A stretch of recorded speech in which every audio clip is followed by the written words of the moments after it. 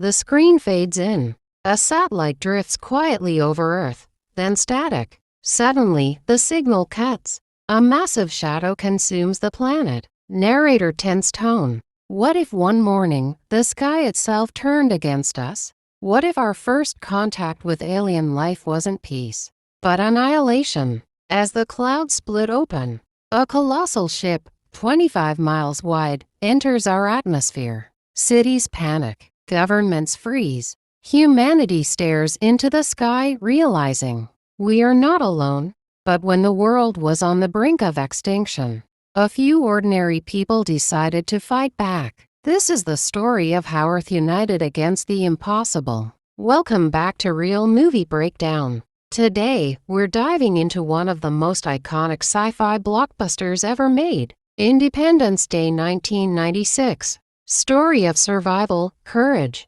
and the day humanity refused to surrender. Let's begin. The story opens on July 2nd. At NASA's Space Command, scientists detect a strange signal from space. It's rhythmic, structured, and powerful. Something massive is heading toward Earth. Within hours, their radar screens light up. A giant object, larger than the moon, moves into orbit, then splits into smaller ships. Each ship, still miles wide, positions itself over major cities across the world: Washington, D.C., New York, Los Angeles, London, Moscow. Panic spreads. People flood the streets. Governments scramble for answers. At the White House, President Thomas J. Whitmore, played by Bill Pullman, a young, idealistic leader, is immediately briefed. He wants to believe it's peaceful contact, but his advisor, General Gray, knows better. Sir, they're positioning themselves. This isn't a friendly visit. Meanwhile, in New York, we meet David Levinson and Jeff Goldblum, a brilliant satellite engineer working at a TV network. He notices something strange, a hidden code in the alien signal. It's counting down. To what? He doesn't know yet. Cut to Los Angeles. Captain Stephen Will Smith wakes up to chaos. Fighter jets roar overhead. His girlfriend, Jasmine, rushes in. Steve, look outside. The sky is covered by an alien ship. He's supposed to leave for training, but now he's staring at the end of the world. David decodes the signal the aliens are using Earth satellites to coordinate an attack. The countdown ends in less than 7 hours. He rushes to warn his ex-wife, Constance, who works at the White House. Together, they reach the president and reveal the truth. Just then, the clock hits 0. The ships open. A blinding light forms beneath them, and in one devastating blast, beams of pure energy erupt downward, vaporizing entire cities. New York, Los Angeles, Washington, D.C. gone in seconds. Human civilization collapses overnight. The president, his daughter, and a few officials barely escape aboard Air Force One. David and his father, Julius, also flee. Meanwhile, Captain Hill narrowly survives the explosion and flies his jet to safety. The world is burning. The next day, July 3rd, the U.S. military plans a counterattack. Fighter jets launch to take down the alien ships. Hill leads the charge, but the aliens have shields. Every missile bounces off. Their weapons tear through human forces. Hiller's squad is destroyed, and he's chased through canyons by alien fighters. Out of sheer skill and luck, he tricks one into crashing.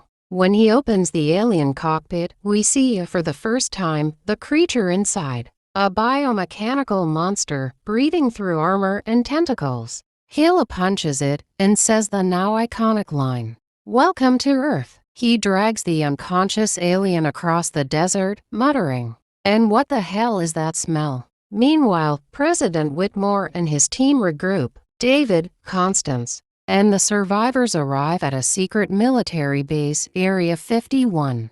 Inside, they discover a shocking truth. The government has known about the aliens for decades. Dr. Brakish Okun, a quirky scientist, shows them a recovered alien ship from the 1947 Roswell crash, and even preserved alien bodies. Then Hill arrives, dragging the alien he captured. Scientists take it for study, But when they attempt to examine it, the creature suddenly awakens, telepathically attacks Dr. Okun and takes control of him, using his voice to communicate. No peace. Die.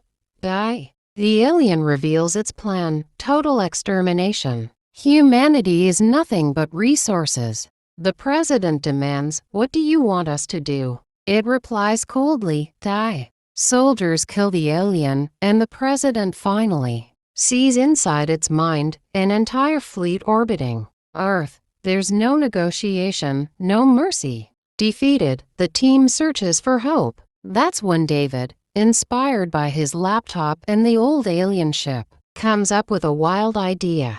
What if they infect the alien mothership with a computer virus? It could disable their shields long enough for humans to fight back. Everyone's skeptical, but it's their only chance. President Whitmore gives a speech that has become one of the most legendary in movie history. "We will not go quietly into the night. We will not vanish without a fight. We're going to live on. We're going to survive." Today, we celebrate our Independence Day. With renewed hope, the survivors prepare for a global counterattack.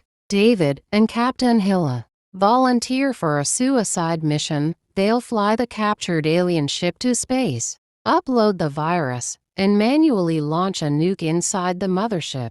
On Earth, pilots from all nations unite for one last stand. Even a washed-up crop duster, Russell Cass, joins in, determined to redeem himself after years of failure. As the battle begins, the alien shields drop. Humanity finally scores hits, but the alien destroyer prepares to fire its main weapon. Meanwhile, in space, David and Hilla succeed in uploading the virus. The mothership's defenses fail. They launch a nuclear missile inside, but now they're trapped. David jokes, "You know what they say, we'll just have to go out the way we came in." In a blaze of glory, Hilla smirks, "Let's kick the tires and light the fires." They blast out of the mothership seconds before it explodes. The entire alien fleet collapses across Earth. On the ground, Russell Cass sacrifices himself by flying his jet into the alien weapon, destroying it completely. Humanity wins. As the sun rises on July 5th, the war is over. Cities are in ruins, but humanity has survived. Hilla and David land in the desert, walking side by side as debris falls like fireworks. The president salutes them. Humanity looks to the sky, free at last. Narrator inspiring tone. On that day, the world learned that courage isn't about strength, it's about unity. No matter how powerful the enemy, when humanity stands together, we become unstoppable. And that's how humanity fought back and earned its Independence Day. If you enjoyed this breakdown, don't forget to hit that like, share, and subscribe button, because here on Real Movie Breakdown, we bring cinema's biggest moments back to life, one story at a time. Thanks for watching, and remember, the sky is not always friendly.